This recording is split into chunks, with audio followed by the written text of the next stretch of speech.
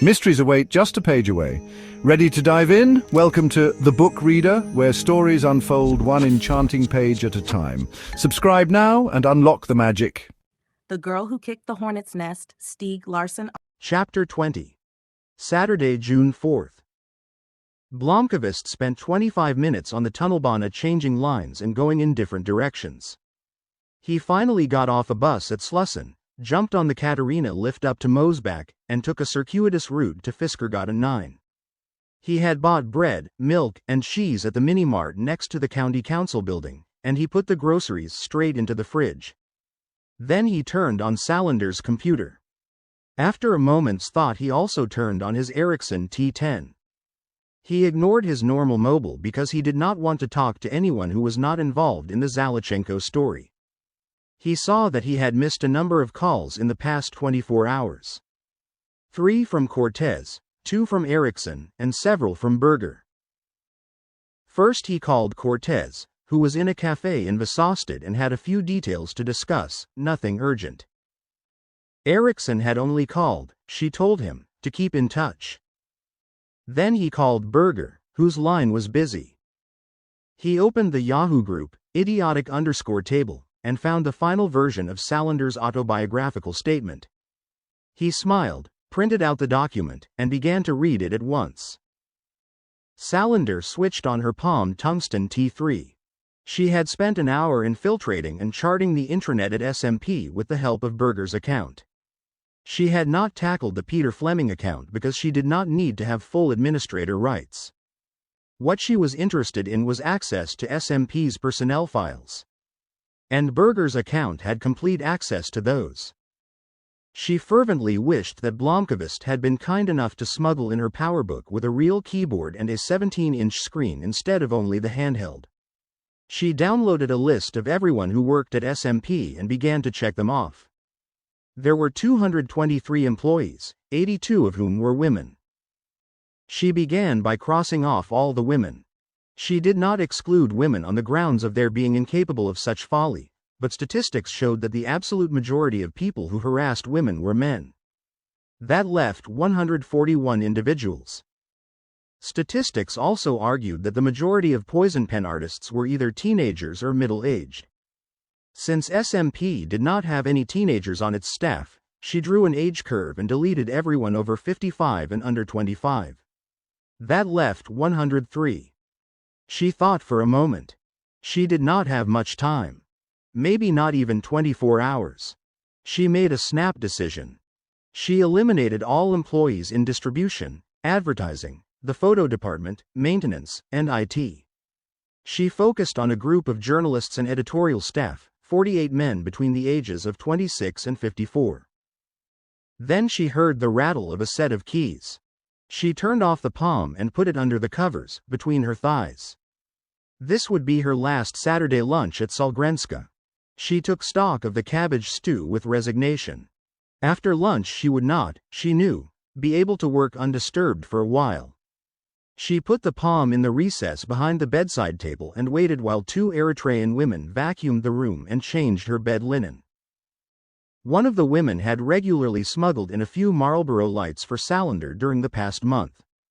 She had also given her a lighter, now hidden behind the bedside table.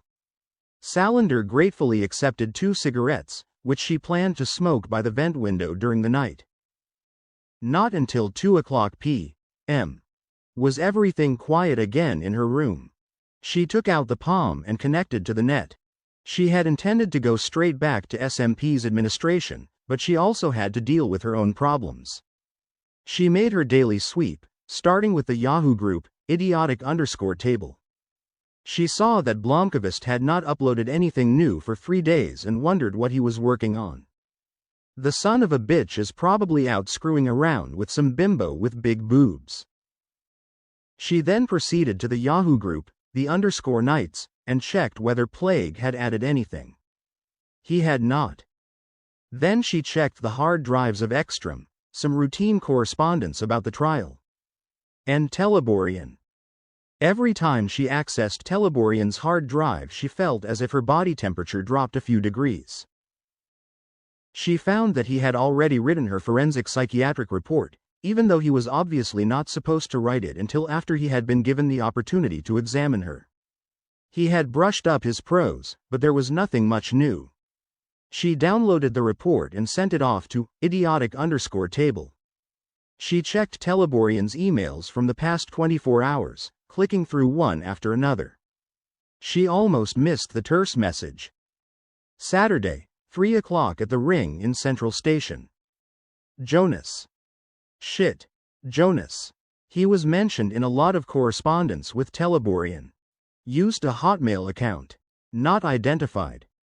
Salander glanced at the digital clock on her bedside table, 2:28. She immediately pinged Blomqvist's ICQ. No response. Blomqvist printed out the 220 pages of the manuscript that were finished. Then he shut off the computer and sat down at Salander's kitchen table with a red pencil. He was pleased with the text. But there was still a gigantic, gaping hole. How could he find the remainder of the section? Eriksson might be right. It might be impossible. He was running out of time. Salander swore in frustration and pinged Plague. He did not answer either. She looked again at the clock, 2:30. She sat on the edge of the bed and tried Cortez next and then Eriksson. Saturday. Everybody's off work, 2:32. Then she tried to reach Berger. No luck. I told her to go home. Shit. 2:33. She should be able to send a text message to Blomqvist's mobile, but it was tapped. She bit her lip. Finally, in desperation, she rang for the nurse. It was 2:35 when she heard the key in the lock and Nurse Agneta looked in on her. Hello. Are you okay? Is Dr. Jonason on duty? Aren't you feeling well? I feel fine. But I need to have a few words with him. If possible. I saw him a little while ago. What's it about? I just have to talk to him. Nurse Agneta frowned. Lisbeth Salander had seldom rung for a nurse if she did not have a severe headache or some other equally serious problem. She never pestered them for anything and had never before asked to speak to a specific doctor. But Nurse Agneta had noticed that Dr.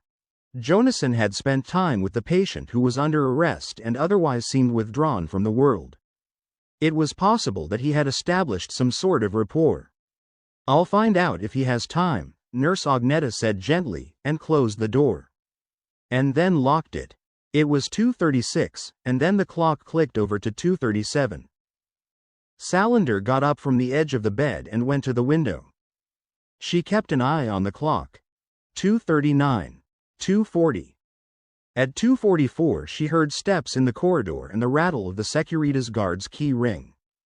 Jonason gave her an inquisitive glance and stopped in his tracks when he saw her desperate look. Has something happened? Something is happening right now. Do you have a mobile on you? A what? A mobile. I have to make a call. Jonason looked over his shoulder at the door. Anders, I need a mobile. Now.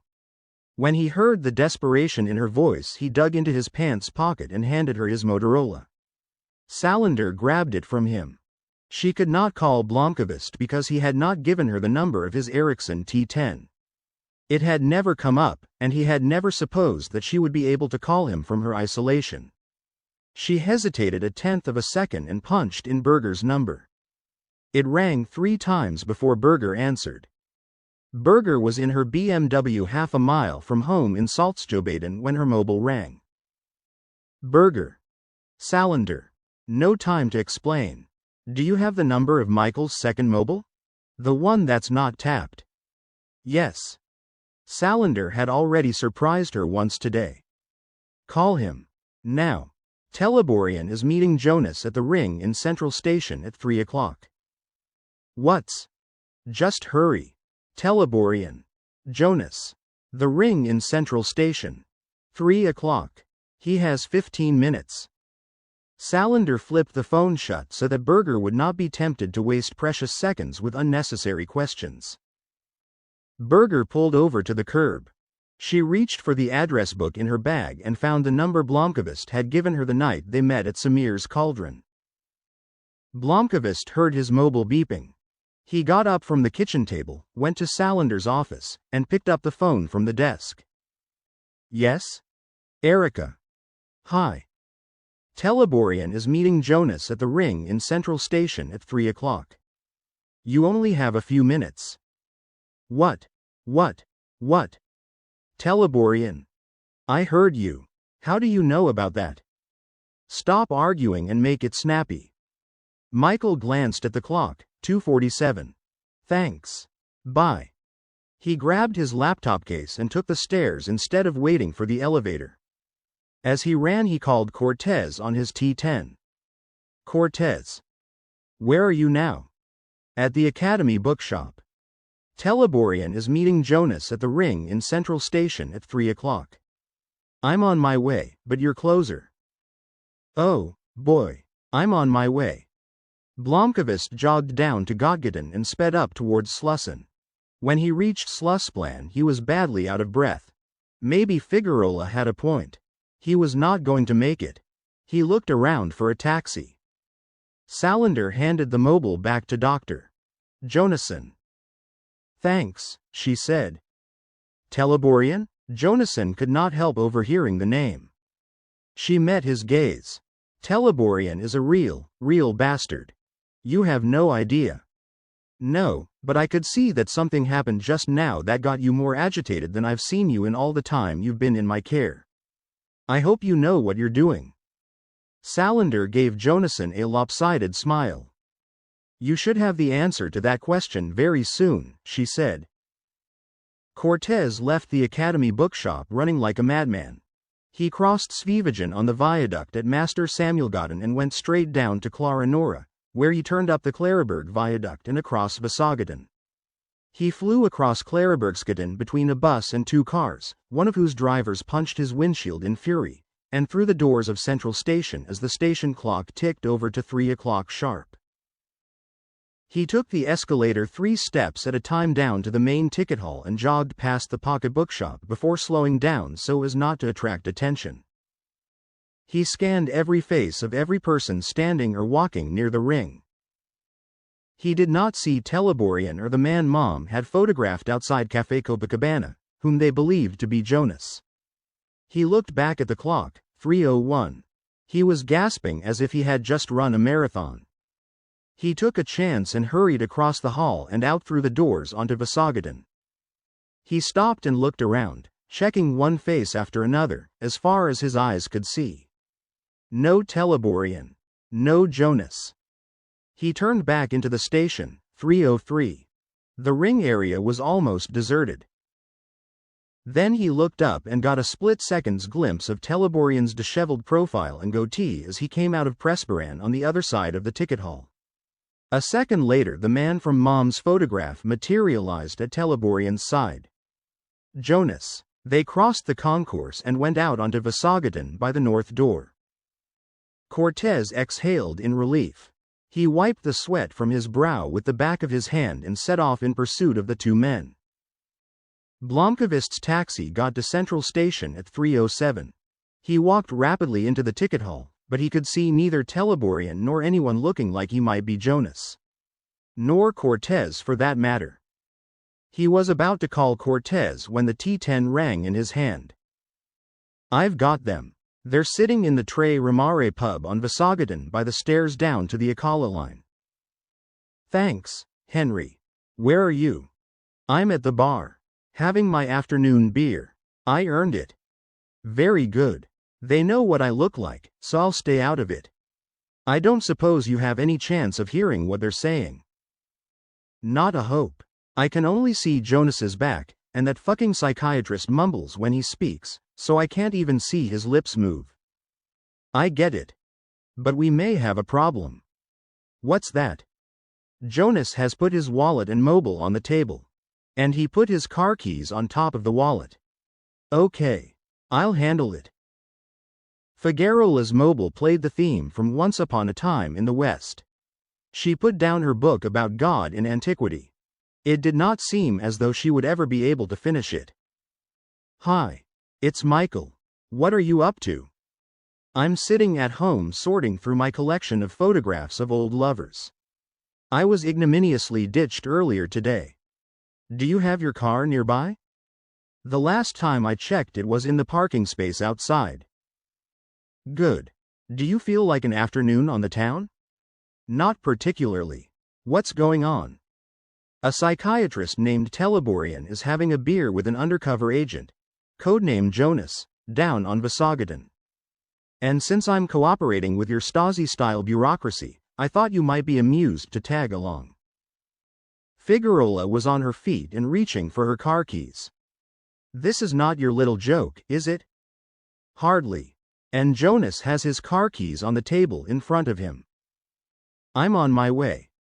Eriksson did not answer the phone, but Blomqvist got lucky and caught Karim, who had been at Alien's department store buying a birthday present for her husband. He asked her to please, on overtime, hurry over to the pub as backup for Cortez. Then he called Cortez. Here's the plan. I'll have a car in place in 5 minutes. It'll be on Jarnvisgaten, down the street from the pub. Lotta is going to join you in a few minutes as backup. Good.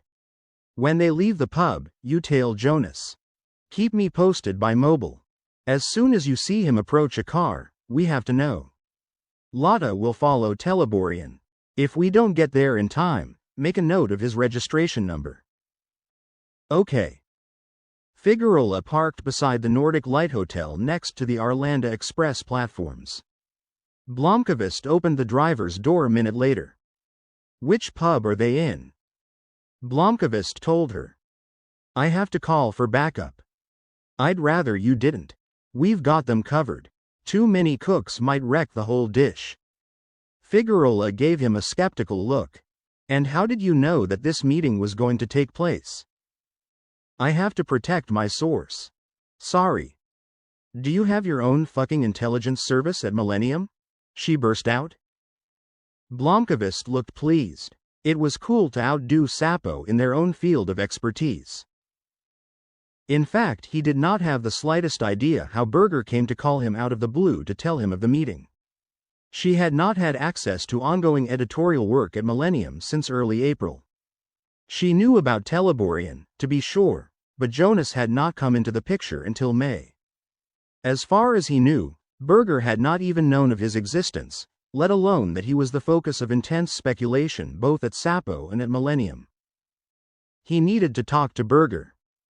Salander pressed her lips together and looked at the screen of her handheld. After using Jonason's mobile, she had pushed all thoughts of the section to one side and concentrated on Berger's problem.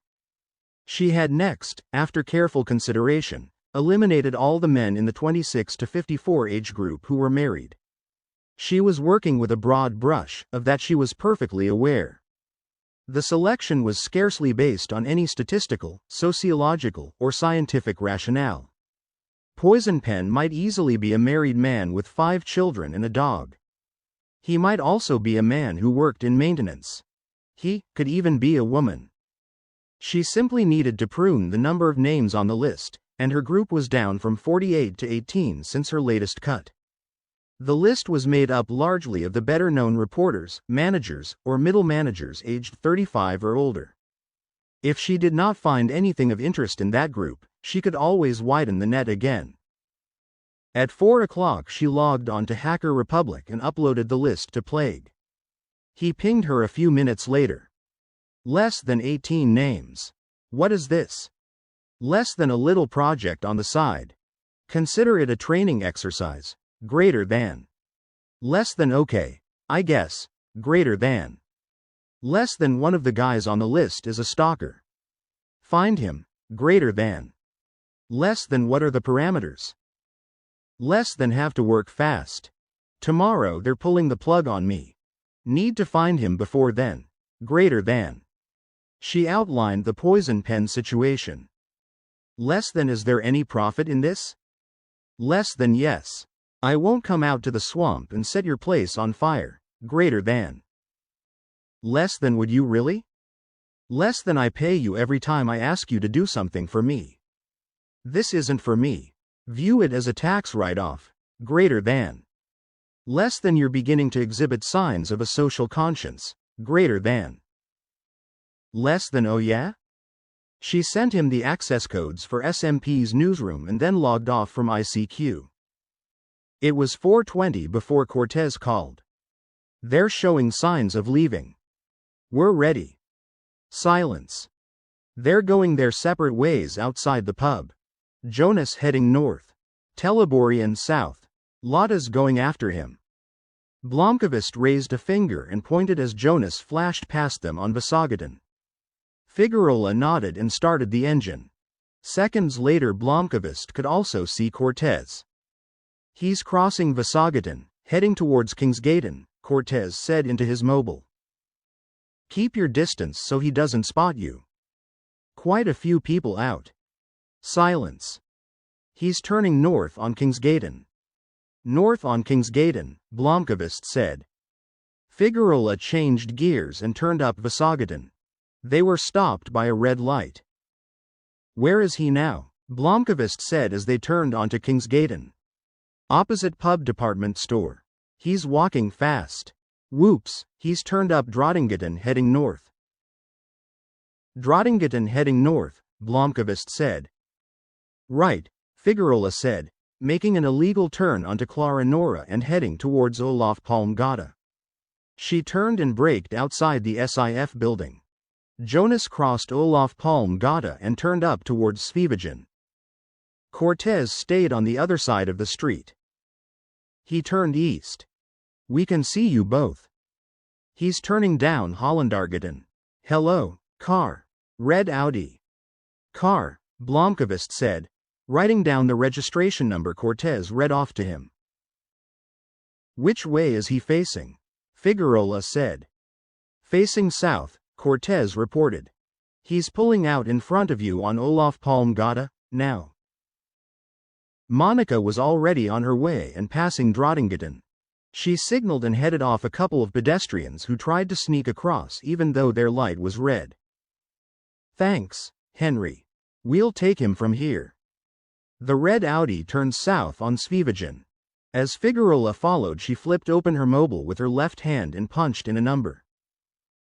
Could I get an owner of a red Audi? She said, rattling off the number. Jonas Sandberg, born 1971. What did you say? Helsingborgatan, Kista. Thanks. Blomkvist wrote down the information. They followed the red Audi via Hamongatan to Strandvägen and then straight up to Artillerigatan. Jonas parked a block away from the Arma Museum. He walked across the street and through the front door of an 1890s building. Interesting, Figueroa said, turning to Blomkvist. Jonas Sandberg had entered a building that was only a block away from the apartment the Prime Minister had borrowed for their private meeting. Nicely done, Figueroa said. Just then Karim called and told them that Teleborian had gone up onto Klarabergsgatan via the escalators in Central Station and from there to police headquarters on Kingsholmen. Police headquarters at 5 o'clock on a Saturday afternoon? Figueroa and Blomkvist exchanged a skeptical look. Monica pondered this turn of events for a few seconds. Then she picked up her mobile and called Criminal Inspector Jan Bublansky. Hello, it's Monica from SIS. We met on Nor Mallerstrand a while back. What do you want? Bublansky said. Do you have anybody on duty this weekend? Modig, Bublansky said. I need a favor. Do you know if she's at headquarters? I doubt it. It's beautiful weather and Saturday afternoon. Could you possibly reach her or anyone else on the investigative team who might be able to take a look in Prosecutor Ekstrom's hallway, to see if there's a meeting going on in his office at the moment? What sort of meeting? I can't explain just yet. I just need to know if he's in a meeting with anybody right now. And if so, who? You want me to spy on a prosecutor who happens to be my superior? Figueroa paused. Yes, I do. I'll do what I can, he said and hung up. Sonia Modig was closer to police headquarters than Bublansky had thought. She was having coffee with her husband on the balcony of a friend's place in Vasasstaden. Their children were away with her parents, who had taken them on a week's vacation, and they planned to do something as old-fashioned as have a bite to eat and go to the movies. Bublansky explained why he was calling. And what sort of excuse would I have to barge in on Ekstrom? Modig asked. I promised to give him an update on Niederman yesterday, but in fact I forgot to deliver it to his office before I left. It's on my desk. Okay, said Modig. She looked at her husband and her friend. I have to go into HQ. I'll take the car and with a little luck I'll be back in an hour. Her husband sighed. Her friend sighed. I'm on call this weekend, Modig said in apology.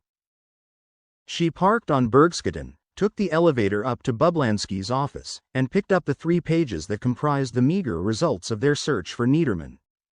Not much to hang on the Christmas tree, she thought. She took the stairs up to the next floor and stopped at the door to the hallway. Headquarters was almost deserted on this summer afternoon. She was not exactly sneaking around. She was just walking very quietly. She stopped outside Ekstrom's closed door. She heard voices and all of a sudden her courage deserted her. She felt like a fool. In any normal situation she would have knocked on the door, pushed it open, and exclaimed, "Hello. So you're still here?" and then sailed right in. Now it seemed all wrong. She looked around. Why had Bublansky called her? What was this meeting about? She glanced across the hall. Opposite Ekstrom's office was a conference room big enough for 10 people. She had sat through a number of presentations there herself. She went into the room and closed the door. The blinds were down, and the glass partition to the hallway was covered by curtains. It was dark. She pulled up a chair and sat down, then opened the curtains a crack so that she would have a view of the hallway. She felt uneasy. If anyone opened the door she would have quite a problem explaining what she was doing there. She took out her mobile and looked at the time display. Just before 6 o'clock. She set the phone to vibrate and leaned back in her chair, watching the door of Ekstrom's office. At 7 o'clock Plague pinged Salander. Less than okay. I'm the admin for SMP, greater than. Less than where? He sent over a URL. Less than we won't be able to make it in 24 hours. Even if we have email addresses for all 18, it's going to take days to hack their home PCs. Most probably aren't even online on a Saturday night, greater than. Less than concentrate on their home PCs and I'll take care of the ones at SMP, greater than. Less than I thought of that. Your palm is a bit limited. Anything you want me to focus on? Less than no. Just try them, greater than. Less than okay, greater than. Less than plague? Less than yeah, greater than. Less than if we don't find anything by tomorrow I want you to keep at it, greater than. Less than okay, greater than. Less than in which case I'll pay you, greater than. Less than forget about it. This is just fun, greater than.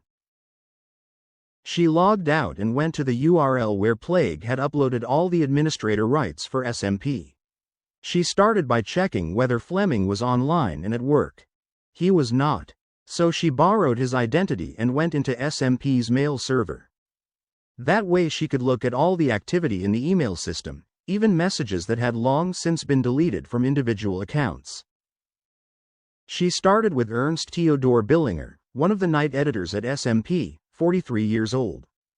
She opened his mail and began to click back in time. She spent about 2 seconds on each message, just long enough to get an idea of who had sent it and what it was about.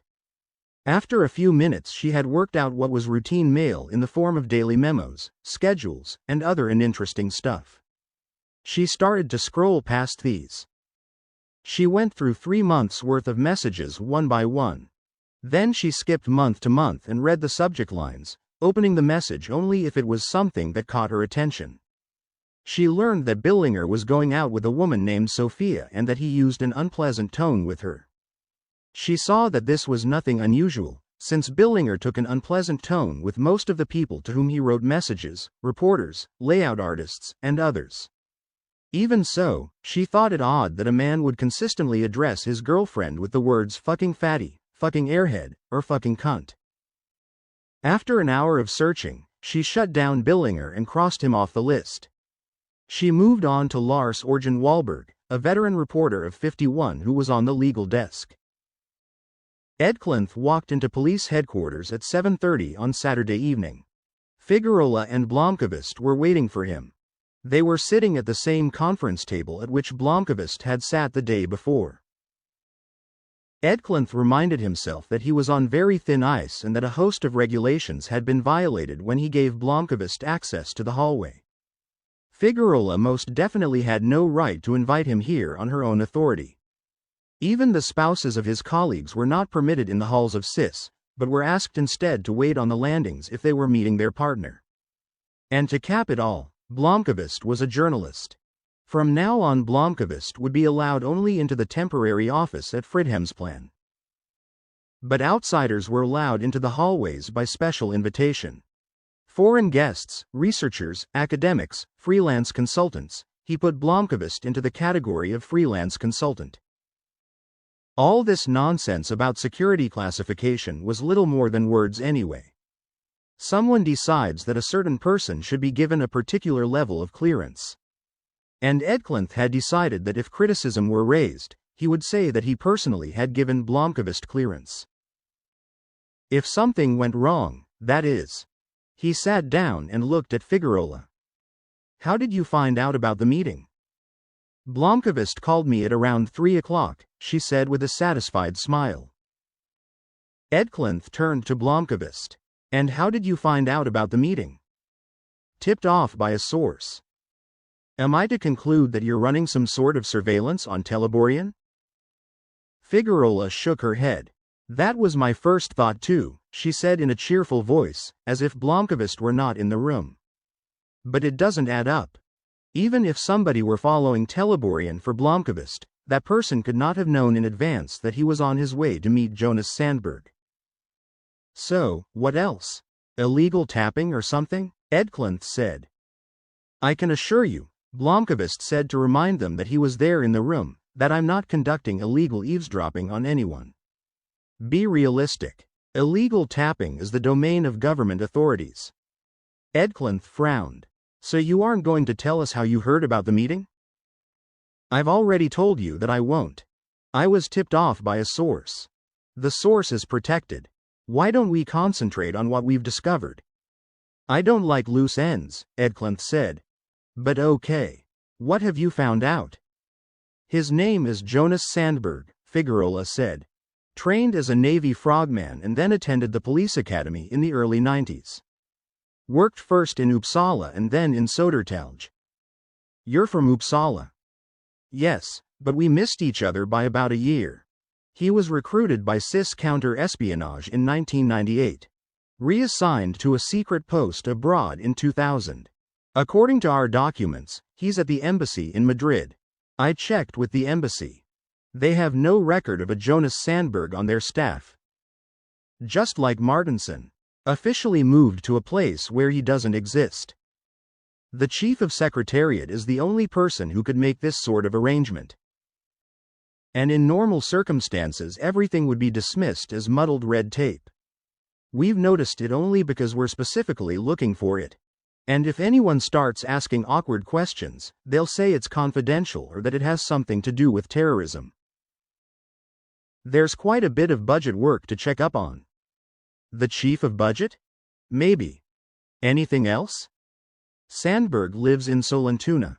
He's not married, but he has a child with a teacher in Södertälje. No black marks on his record. License for 2 handguns. Conscientious and a teetotaler. The only thing that doesn't quite fit is that he seems to be an evangelical and was a member of the Word of Life in the 90s. Where did you find that out? I had a word with my old chief in Uppsala. He remembers Sandberg quite well. A Christian frogman with 2 weapons and offspring in Södertälje. More? We only ID'd him about 3 hours ago. This is pretty fast work, you have to admit. Fair enough. What do we know about the building on Artilleregatan? Not a lot yet. Stefan went to chase someone up from the city building office. We have blueprints of the building. 6 floors with a total of 22 apartments, plus 8 apartments in a small building in the courtyard. I looked up the tenants but didn't find anything that stood out. 2 of the people living in the building have police records. Who are they? Lindstrom on the 2nd floor, 63. Convicted of insurance fraud in the 70s. Whitfeld on the 4th floor, 47. Twice convicted for beating his ex-wife. Otherwise, what sounds like a cross-section of middle-class Sweden. There's one apartment that raises a question mark though. What? It's on the top floor. 11 rooms and apparently a bit of a snazzy joint. It's owned by a company called Bologna Inc. And what's their stated business? God only knows. They do marketing analyses and have annual sales of around 30 million kroner. All the owners live abroad. Aha. Aha, what? Nothing. Just, aha. Do some more checks on Bologna. At that moment the officer Blomkvist knew only as Stefan entered the room. Hi, Chief, he greeted Edclinth. This is really cool. I checked out the story behind the Bologna apartment. And? Figueroa said. Bologna Inc. was founded in the 70s. They bought the apartment from the estate of the former owner, a woman by the name of Christina Cederholm, born in 1917, married to Hans Wilhelm Frank, the loose cannon who quarreled with P. G. Vinci at the time CIS was founded. Good, Edclinth said. Very good. Monica, we want surveillance on that apartment around the clock. Find out what phones they have. I want to know who goes in and who comes out, and what vehicles drop anyone off at that address. The usual. Edclinth turned to Blomkvist. He looked as if he wanted to say something, but he restrained himself. Blomkvist looked at him expectantly. Are you satisfied with the information flow? Edclinth said at last. Very satisfied. Are you satisfied with Millennium's contribution? Edclinth nodded reluctantly. You do know that I could get into very deep water for this. Not because of me. I regard the information that I receive here as source protected. I'll report the facts, but I won't mention how or where I got them. Before I go to press, I'm going to do a formal interview with you. If you don't want to give me an answer to something, you just say, no comment. Or else you could expound on what you think about the section for special analysis. It's up to you. Indeed, Edclinth nodded. Blomkvist was happy. Within a few hours the section had taken on tangible form. A real breakthrough. To Modig's great frustration, the meeting in Ekström's office was lasting a long time. Mercifully someone had left a full bottle of mineral water on the conference table. She had twice texted her husband to tell him that she was still held up, promising to make it up to him as soon as she could get home. She was starting to get restless and felt like an intruder. The meeting did not end until 7:30. She was taken completely by surprise when the door opened and Fast came out. And then Drive. Teleborian. Behind them came an older, gray-haired man Modig had never seen before. Finally Prosecutor Ekström, putting on a jacket as he switched off the lights and locked the door to his office. Modig held up her mobile to the gap in the curtains and took 2 Lors photographs of the group outside Ekström's door. Seconds later they had set off down the hall. She held her breath until they were some distance from the conference room in which she was trapped. She was in a cold sweat by the time she heard the door to the stairwell close. She stood up, weak at the knees. Bublansky called Figueroa just after 8 o'clock.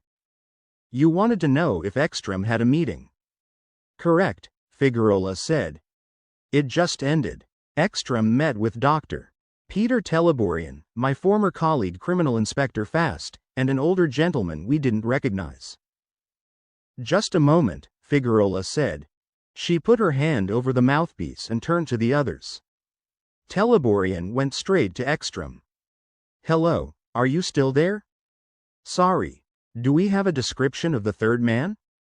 Even better. I'm sending you a picture. A picture? I'm in your debt. It would help if you'd tell me what's going on. I'll get back to you. They sat in silence around the conference table for a moment. So, Edclinth said at last. Teleborian meets with the section and then goes directly to see Prosecutor Ekstrom.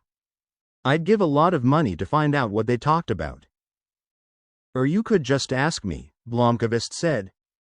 Edclinth and Figueroa looked at him.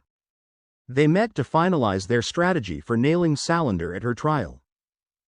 Figueroa gave him a look. Then she nodded slowly. That's a guess, Edclinth said. Unless you happen to have paranormal abilities. It's no guess, said Michael.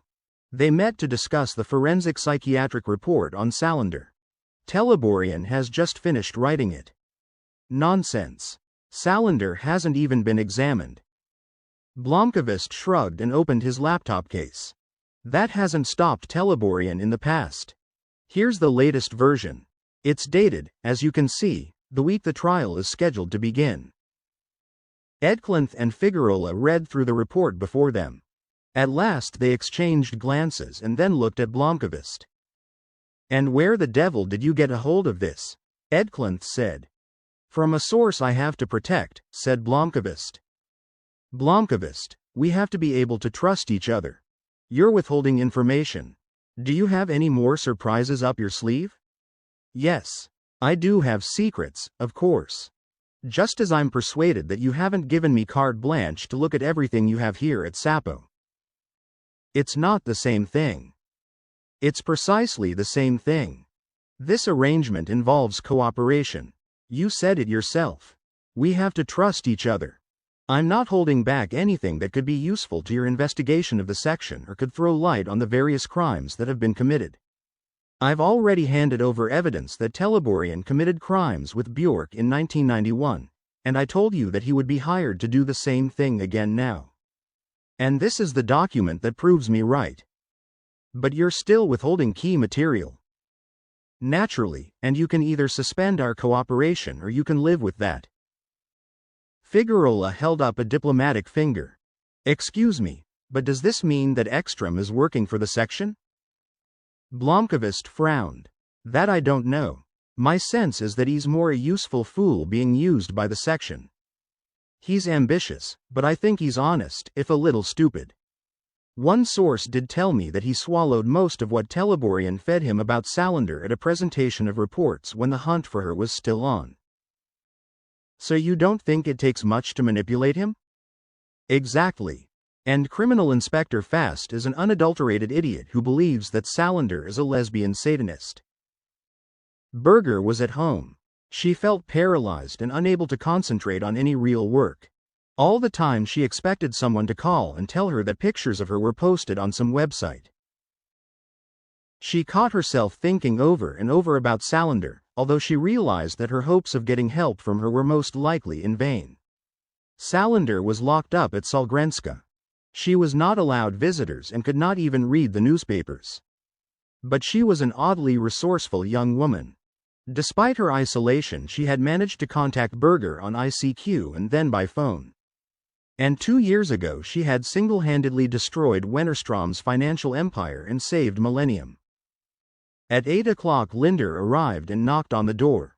Berger jumped as though someone had fired a shot in her living room. Hello, Erica. You're sitting here in the dark looking glum. Berger nodded and turned on a light. Hi.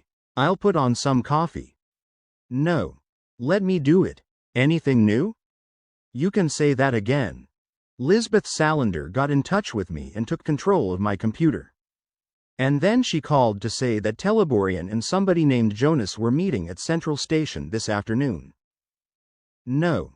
Nothing new, she said. But I have something I'd like to bounce off you. Go ahead. What do you think the chances are that this isn't a stalker but somebody I know who wants to fuck with me? What's the difference? To me, a stalker is someone I don't know who's become fixated on me. The alternative is a person who wants to take some sort of revenge and sabotage my life for personal reasons. Interesting thought. Why did this come up?